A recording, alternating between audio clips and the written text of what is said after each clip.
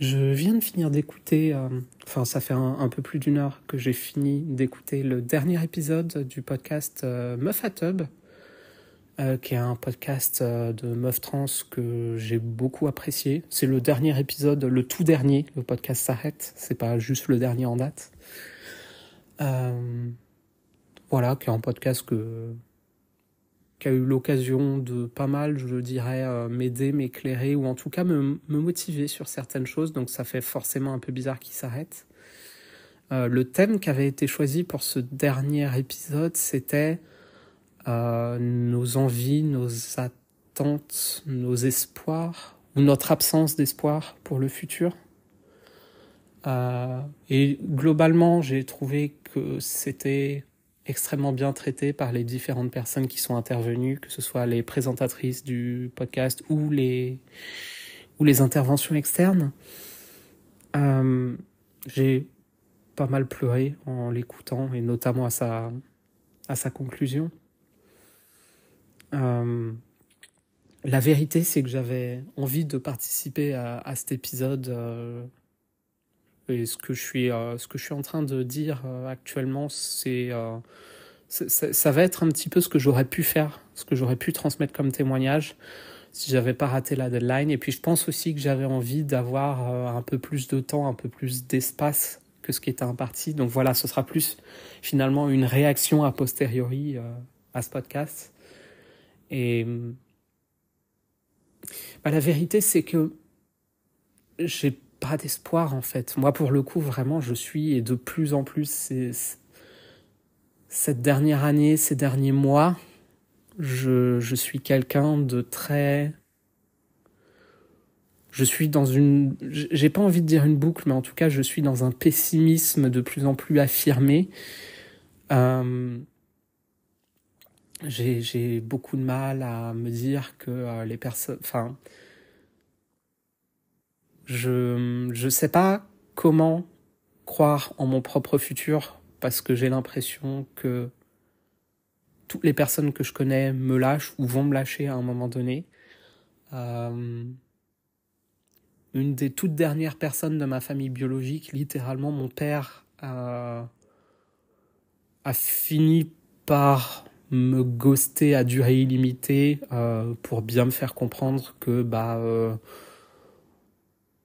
il avait probablement plus envie de moi dans sa vie, en fait. C'est trop compliqué d'avoir une personne trans à gérer dans sa vie, surtout quand il s'agit de sa fille, et surtout, quand elle a besoin d'un témoignage pour un changement d'état civil, c'est compliqué, faut prendre genre 40 minutes de son temps pour écrire une petite lettre. Non, vraiment, c'est très compliqué dans la vie d'un cis de faire ça.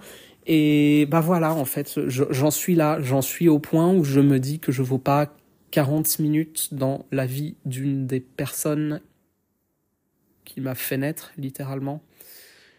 Et c'est très dur d'avoir de l'espoir, en fait. Parce que si même ces personnes-là sont pas foutues, même pas de se battre, même pas de défendre nos droits, même pas d'aller manifester pour nous, juste de faire des tout petits gestes qui vont avoir pour nous une portée concrète immense, si ces personnes-là sont pas prêtes à le faire, mais qu'est-ce que ça dit du reste du monde, du reste de la société, en fait? Qu'est-ce que ça dit de notre futur à nous? Et voilà, le problème, c'est que à force que ce genre de choses m'arrive, à force que ce genre de choses nous arrive, parce que c'est une expérience collective qui est extrêmement partagée, extrêmement dure, extrêmement violente, et voilà, je sais qu'on est nombreuses et nombreux à avoir ce vécu-là, à compter sur des gens, et puis finalement se rendre compte qu'on peut plus compter sur ces personnes-là du jour au lendemain, ou de manière beaucoup plus progressive. Mais en général, la conclusion, elle est un peu toujours la même, c'est qu'il y a peu de gens qui veulent de nous, en fait. Et ça, on l'intériorise tellement que ça devient compliqué. Moi, je sais que les personnes que j'aime, je me rends compte que je suis de plus en plus froide, distante, amère avec. Parce qu'il y a une partie de mon cerveau qui me dit que oui, toi tu les aimes, mais ces personnes-là, elles t'aiment pas en retour. ou alors elles font semblant, ou alors ça va disparaître bientôt.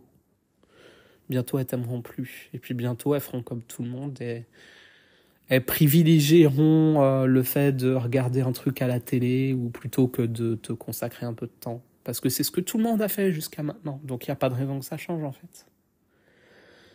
Voilà.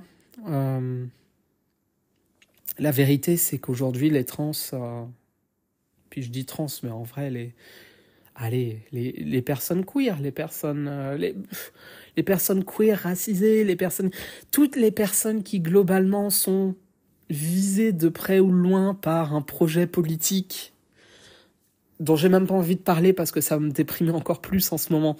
Et puis surtout, je pense que j'ai pas envie que ce soit le sujet de ce témoignage. Mais ouais, on est juste perçus comme des espèces de nuisances, comme des espèces d'aspérités, d'anomalies.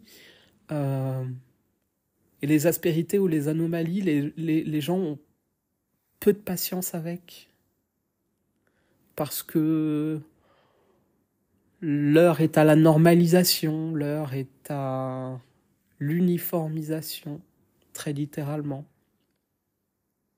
Et quand non seulement on se bat pour notre droit à être différent, mais qu'en plus on en est fier, qu'on courbe pas l'échine, qu'on se dit que non, moi, j'ai pas envie de me plier au système médical de merde qui voudrait que j'attende 3 ans de plus avant de reprendre mes hormones, ou qui voudrait que je diminue encore un petit peu ma dose alors que je suis déjà pas bien dans mon corps parce que ma dose, elle est déjà trop faible, ou, si en plus on est fier de ce qu'on est,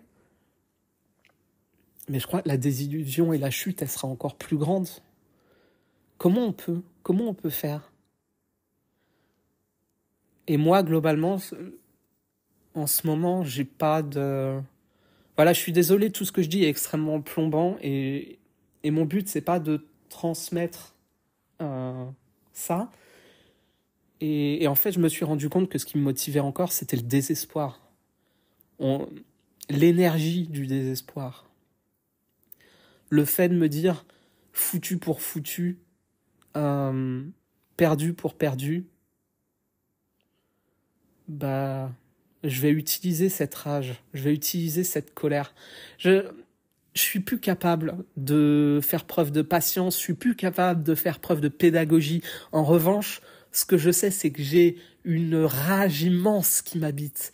Une rage, mais qui explose tout, qui peut détruire énormément de choses. Et ce que je pense être encore capable de faire, c'est de focus toute cette énergie, la canaliser, la concentrer pour qu'elle soit pas destructrice, mais qu'elle soit combative. Qu'elle soit combative et que putain, moi ce que j'ai envie de faire maintenant, c'est d'écrire des discours, c'est d'aller dans les événements trans, de prendre un micro à la fin de la journée et de dire: mais putain, mais regardez comme on est fiers, regardez comme nos corps sont beaux, regardez comme on mérite mieux que tout ce qu'on nous accorde actuellement. Regardez comme les associations qui nous représentent actuellement n'ont qu'en tête que leurs petits privilèges, et que ces associations-là ne représentent plus nos combats actuels. Et que ce qu'il faut, c'est qu'on construise des communautés de proximité, des communautés locales, des communautés d'entraide, des communautés d'autogestion. Et qu'il n'y aura pas de droit trans si on ne se bat pas pour la libération totale des personnes trans. Il n'y aura pas de droit trans si on se bat seulement pour les trans français ou néerlandais ou blancs ou catholiques. Parce que si tu penses comme ça, t'es peut-être une personne queer, t'es peut-être une personne trans, mais ce que t'es avant tout, et vraiment, c'est un suprémaciste blanc, en fait. C'est ce projet-là que tu défends. Et jamais, jamais, tu peux mettre ça avant. Le reste, il va falloir se battre. Il va falloir tenir des discours énervés, virulents. Il va falloir s'inspirer d'autres mouvements civiques qui ont eu lieu par le passé. Il va falloir arrêter de croire en la non-violence. Il va falloir relire et répéter Bashback. Il en va de notre survie, il en va de nous, il en va de notre libération, parce que personne ne l'obtiendra pour nous. Rentrons en guerre.